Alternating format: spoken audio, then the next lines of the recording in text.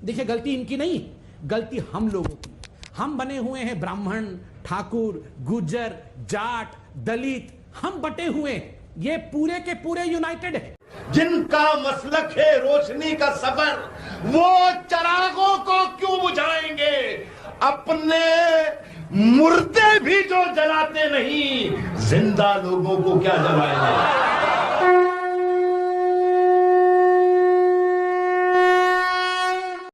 नमस्ते दोस्तों, आप सबका एक बार फिर से स्वागत है आपके अपने YouTube चैनल सत्य सनातन में। आज बहुत सारी बातें हैं, इनसे किसी से भी डरने की आवश्यकता नहीं है, चीज़ों को समझने की आवश्यकता है।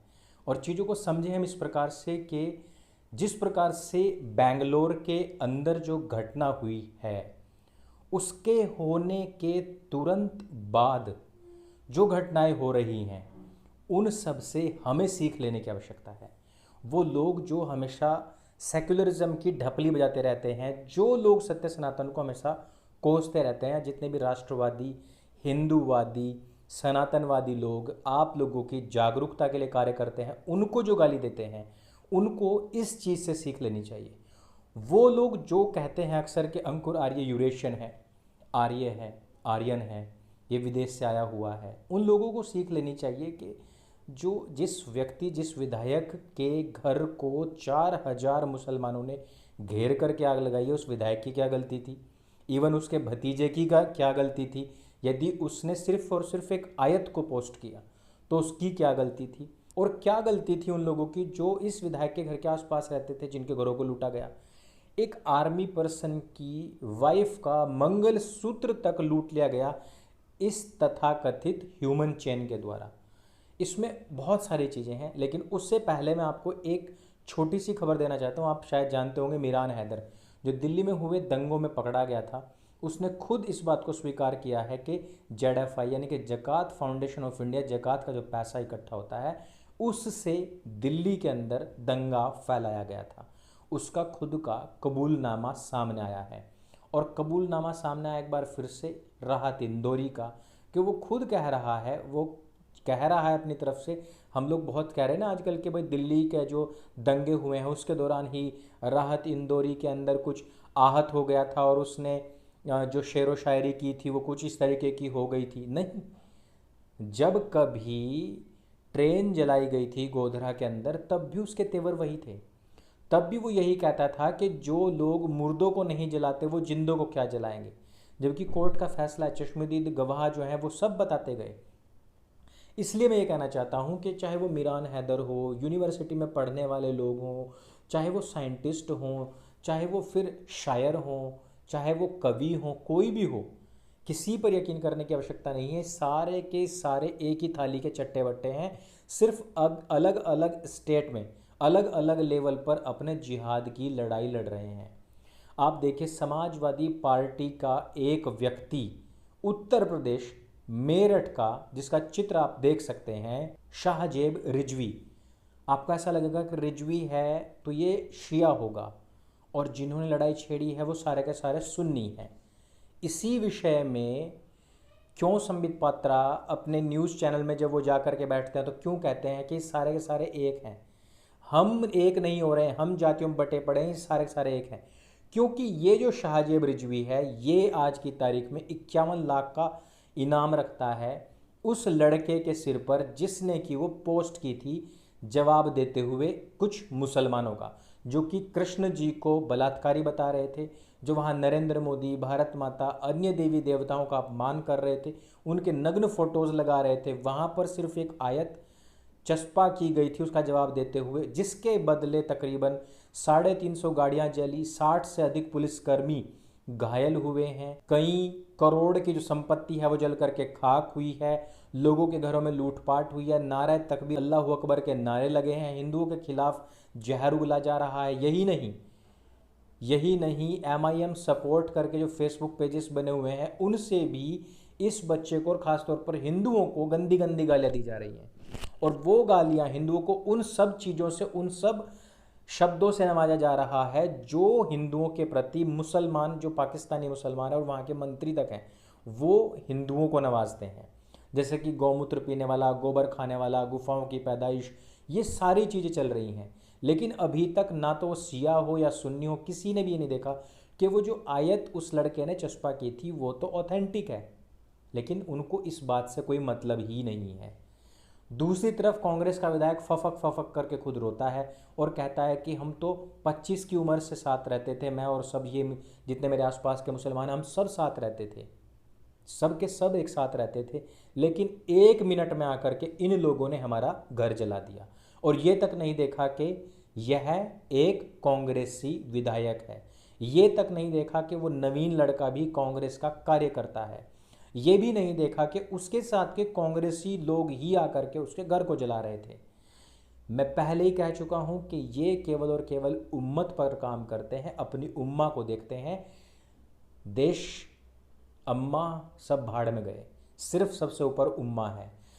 जब इनकी किताब ये तक कह देती है कि आपके लिए अपने माँ, अपने बाप, भाई, बहन तक भी कोई प्यारे नहीं है, सबसे प्यारा है केवल हमारा नबी, तो उसके आगे कोई काफिर, कोई दलित भला क्या अचार बेचता है। इसी वजह से अभी तक जो कांग्रेस उत्तर प्रदेश के अंदर अपनी गलती से साइकिल पलटने पर सर में चोट लग जाए, हाथ में खरोंच आ जाए, उसके लिए भी उत्तर प्रदेश के सीएम का इस्तीफा मांगने लग जाती है, वो कांग्रेस यहाँ पर अभी तक बेंगलोर के अंदर कांग्रेसी विधायक का घर जलाए जाने, 51 लाख रुपए का इनाम रखे जाने, सोशल मीडिया पर उसके खिलाफ जहर उगले जाने, उसको जान से मारने, जिंदा जलाने की धमकी दिए जाने पर अभी तक कोई नहीं बोला है। इसका कारण है केवल और केवल मुस्लिम तुष्टीकरण। इस कारण है क्योंकि वो सारे के सारे, चाहे शिया हो चाहे सुन्नी हो, वो एक हैं। कुछ लोग मुझे पिछले दिनों बड़ा ज्ञान दे रहे थे कि राम मंदिर के निर्माण में शियाओं का बड़ा योगदान है। कौन से शिया का योगदान है? एक वो रिजवी करके हैं, कोई नाम मुझे ध्यान नहीं आ रहा है, वो सबसे ऊपर खड़े हुए हैं। लेकिन क्या वो पूरे देश के शियाओं की ठेकेदारी लेते हैं? क्या पूरे देश के जो शिया हैं वो सारे के सारे इस बात पर एकजुट हैं? नहीं है। कमलेश तिवारी जी को किसने मारा? आप लोगों को पता होना चाहिए कि वो कौन से फिरके के लोग थे। ये बातें हैं। अभी बेंगलोर के अंदर, क्योंकि वहाँ पर कर्नाटक में हाल फिलहाल की तारीख में बीजेपी की सरकार है, गृह मंत्री ने कह दिया है, सभी दंगाइयों को चिन्हित कर लिया है, 200 से अधिक लोगों की गिरफ्तार कर लिया है, इन्हीं की संपत्ति को कुर्क करके हम इस सब की भरपाई करेंगे। यही नहीं, एसडीपीआई का हाथ जैसे ही वहाँ पर पता लगा कि इस पूरे दंगे के अंदर है, उसको बैन करने के लिए 20 अगस्त तक का समय लिया गया है, फैसला सुनाया जाएगा। यदि ये सख्त कानून इसी तरीके से चलते रहें तो जाकर के मैं कहता हूं कि थोड़ा बहुत हम कंट्रोल कर सकते हैं, अन्यथा हम ज़्यादा कंट्रोल नहीं कर सकते हैं। ये वो देश है जहां पर आतंकवादियों के ठिकानों पर हमला होने के बाद देश की जो सबसे ताकतवर महिला थी वो फूट फूट करके रोई थी। वो तो आज की तारीख में जो सरकार है वो बदली हुई है, राष्ट्रवादी सरकार है, तब जाकर के कल हो सकता है कि कल मोहन शर्मा जी को अवार्ड मिले उनकी इस वीर गति के ऊपर। लेकिन इस देश के अंदर का जो अभी तक माहौल रहा है उसने हमारी रगों के अंदर इतना ज़्यादा सेकुलरिज्म का जहर भर दिया है कि ये सारी घटनाएं होने के बावजूद भी कुछ दलित, कुछ अभी भी संगठन में काम करने वाले लोग, कुछ लोग होंगे जो अभी भी अंकुर आर्य को विदेशी यूरेशियन कहेंगे, कुछ नाम चेंज करके मुसलमान भी आएंगे। लेकिन आप लोगों को समझने की आवश्यकता है कि सेकुलरिज्म के जहर से बचने की ज़रूरत हमें ही नहीं बल्कि हमारी आने वाली नस्लों, हमारी आने वाली फसलों, हमारी पीढ़ियों तक को है। ये वो देश बनता जा रहा है जहाँ पर एक एसपी पुलिस वाली महिला आपके पवित्र स्थान, आपके मंदिरों के अंदर क्रॉस, वहाँ पर जीसस की फ़ोटो लगवा देती है।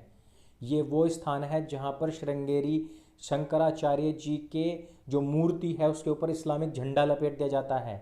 ये वो देश है जहाँ पर आए दिन साधु संतों की हत्या हो रही है, गौकशी हो रही है। इस वजह से आप लोगों का एकजुट होना जरूरी है, ना कि डरना। एकजुट होने का जो मेरा आह्वान है वो इसी वजह से है क्योंकि अगर अभी तक देश के अंदर ये जय भीम जय मीम के नारे ना लग रहे होते तो आज पूरा का पूरा देश एक साथ खड़ा होता। कल राजपूत पिटेगा तो ये खड़े होकर के देखेंगे, कल गुज्जर पिटेंगे तो ये सारे के सारे खड़े होकर देखेंगे। और आप अलग अलग जातियों में बटे रहेंगे तो कांग्रेस आपके साथ रहेगी।